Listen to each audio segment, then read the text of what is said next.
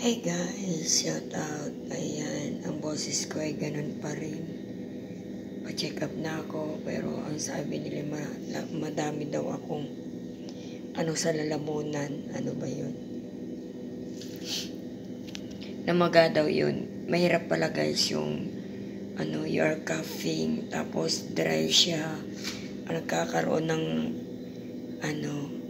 problema ay yung ating mga nerves. Ayan. So, ang payo ng doktor, eat some fruits like this. Okay guys. Ang hirap ng Tapos, siyempre, meron akong isang orange.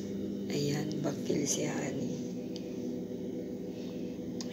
Ang hirap na may nararamdaman. Di baling walang pera, wag lang walang may sakit. Alam niyo yun guys, so far. I hope na maging okay na yung status ko. Hirap. For the whole night, nasa emergency ako kasi minomonitor pati nila yung heartbeat. Sa dami ng stress, sa dami ng problema, ayun, parang hindi ko na nakakayanan. So, ang katawan ko ang bumigay, kakaiyak. Masama din pala guys yung lagi kang umiiyak. Ganun. Tapos pag inubo ka, alam mo yun, halos matanggal, mapatid yung yung ugat mo sa likod. Kasama pala yun. Nagpo-force yun kasi gawa nung sobrang iyak mo. Tapos biglang mapo-force yung pag-ubo mo, ganun. Ramdam nyo naman siguro yun guys pag kayo inuubo Hindi, naging complicated yung aking heartbeat. Masyado siyang ewan ko. Ganun na talaga siguro pag nagiging senior. Charot.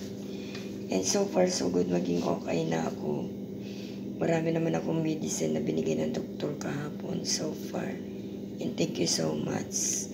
Halos inubos ko dalawang bag ng dextrose kasi parang humina bigla yung aking katawan.